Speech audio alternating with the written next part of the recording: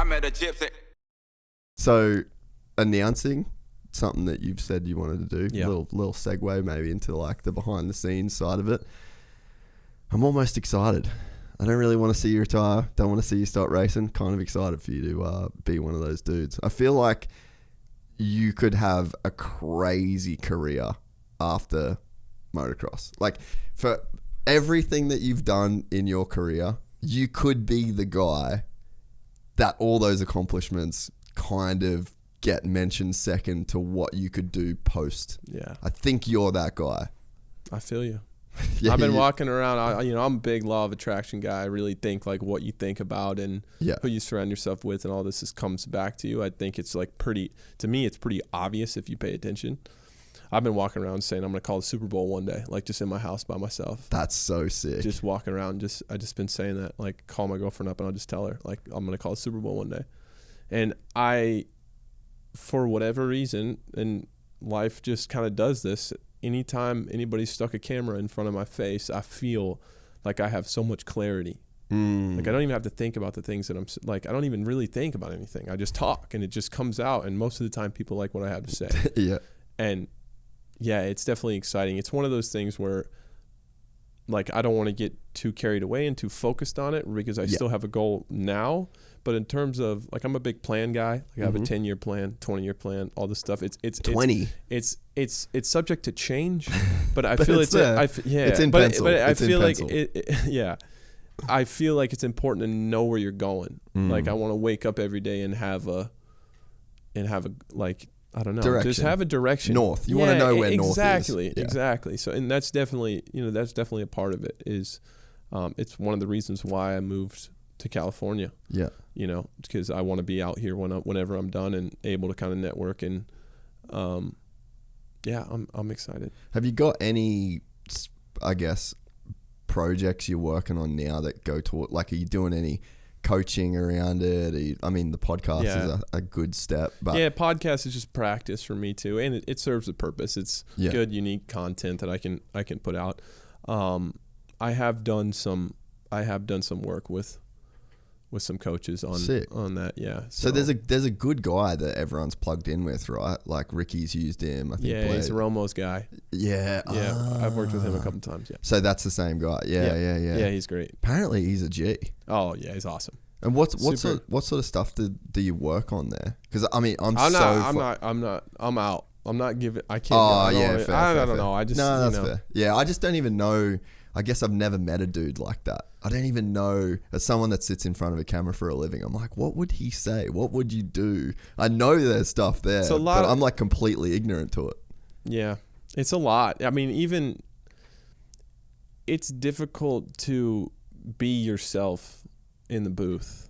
Like people think it's, I don't know, you got to be really, you got to be okay to take some swings in there, to actually like, even when I'm doing it, sometimes I have a bunch of things that I can say, like I have a bunch of knowledge and things I can say, but you also have to make sure that it's like going to make sense and it's not going to be too far out there. So fits the it's time. And you kind of feel like you have to like initially, I did my first guest appearance when I was 17. So like initially you feel like you have to be like professional and formal and like this guy or like this guy, but you have to, the best commentators have their own thing, like they're their own. Yeah, they're them doing that thing. Exactly, but you still have to fit that into kind of these parameters and this time frame. And you have a producer in your ear telling you, this, that. There's a lot of things that go into it. It's a lot more like, it'd be way easier just to put the race on the computer right here and just you and I talk about it. I could say 10 things that blow your mind, but then you add in all these otother factors and it gets you got more 20 difficult. seconds to a break. You got two people there. You got a producer in your ear. And I don't know, like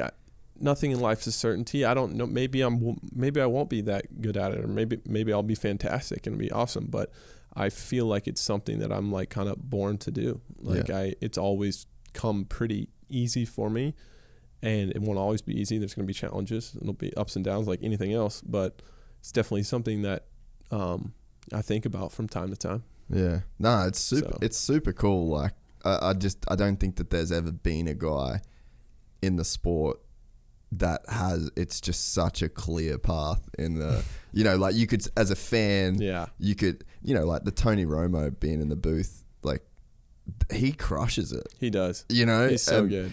And I guess you could see that, and Aaron Rodgers is the same. Like you can kind of see guys that they would go into that role. I don't think our sport has many of them. Like I think you're the dude. Oh, I appreciate that. Which is I guess it's just not something that we're used to, you know? Yeah. And it's like there's guys that would be commentating on, you know, I mean, you see it in MotoGP, F1. It's like, yeah, they were good drivers. Like had a great career. Yeah. And like anyone would be stoked to have that career, but then they become so linked to the sport in such a different way that they probably never would have seen, to where the average F1 fan probably doesn't even know they did race. Yeah, I know what you're saying. Which, like, that's a good problem to have. Yeah, and to be like it's cool to be like the voice of a sport. People will associate you with, you know, like I associate like David Bailey and Art Ekman with like the early 2000s, Travis Pastrana, McGrath, Carmichael coming in. Yeah. Like they're always that in my mind. Yeah. And I love dirt bikes, and I love the sport, the industry, in a way that I just want to contribute. Yeah. I want to, obviously my main goal right now is I have a job. Like my job is to do well at the races and perform for Kawasaki. And that means more to me than anything. And that sweeps everything else under the rug. But like in general, if you ask me, my goal is just to contribute in a positive way to this industry. We're excited to announce the launch of our new membership site, gypsytales.com, packed with exclusive content and perks that you won't find anywhere else. This is your chance to become a part of the Gypsy Gang. And as a special bonus, if you sign up to an annual membership, you'll be entered into the draw to win our custom-built TC125. Gypsy Gang.